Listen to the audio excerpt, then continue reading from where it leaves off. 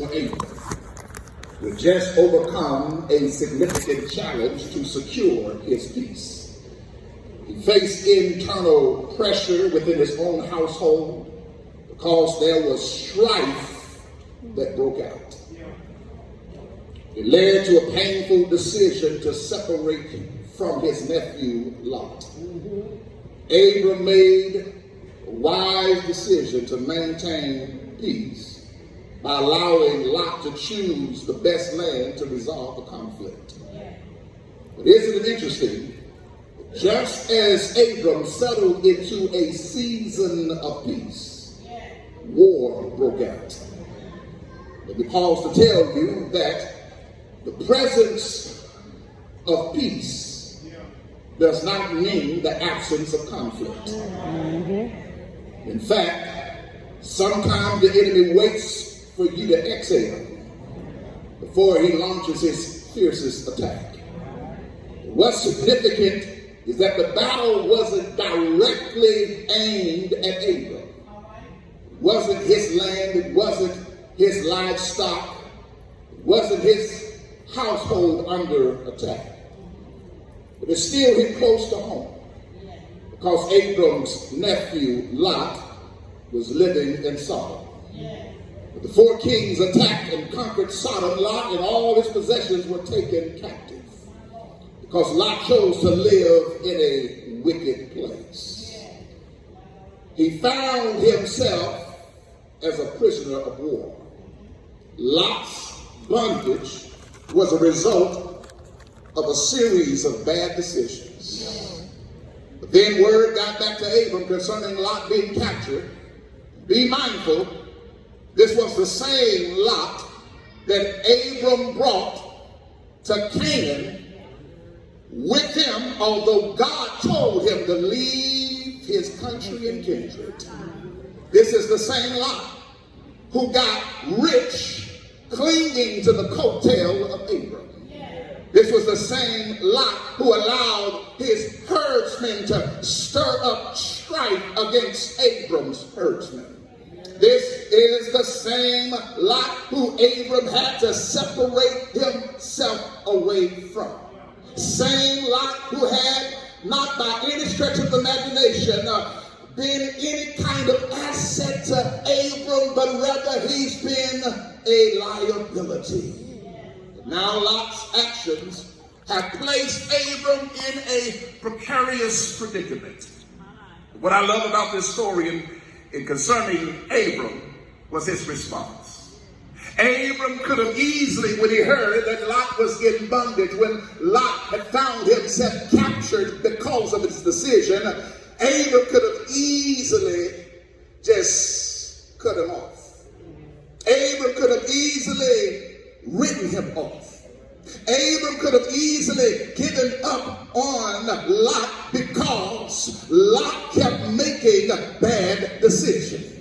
But when Abram heard that Lot was in trouble, he was willing to rise up and go fight for him, rally his household, prepare for battle, and went after his nephew to rescue him and bring him back home safely. What Abram teaches us is that just because the fight isn't aimed directly at you doesn't mean you're not called to engage in it. Because when the enemy attacks those connected to you, you have a responsibility to get involved in the fight and fight for your family. I don't even know what neighborhood y'all from. Because the neighborhood I'm from is that if you touch anybody that's connected to me, anybody in my family, anybody in my circle, you ain't just got to fight them, you got to fight y'all from the wrong neighborhood.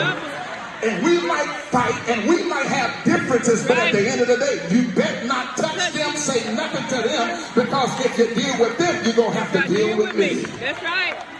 I believe that's a lesson that we need to learn in this place, because all of us in here have some family members who consistently make bad decisions. We got some folk who keep ending up with the wrong people in the wrong places doing the wrong things.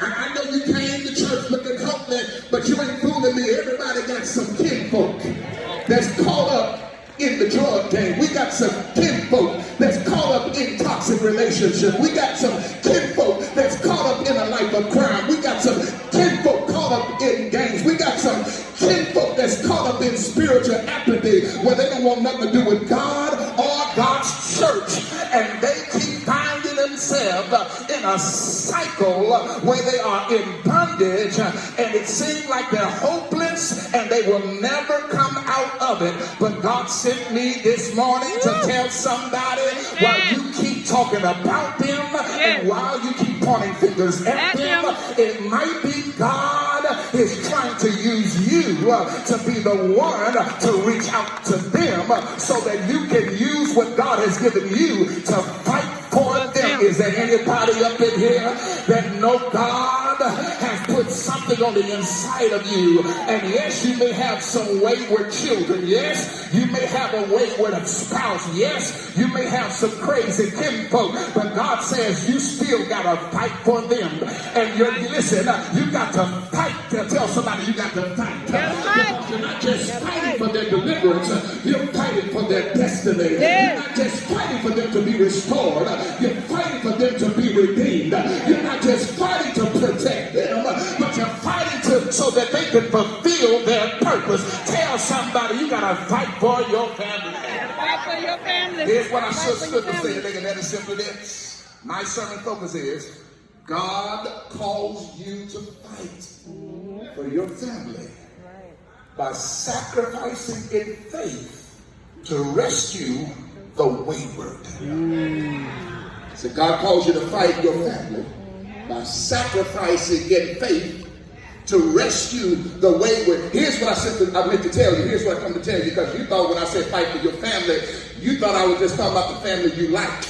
All right. All right.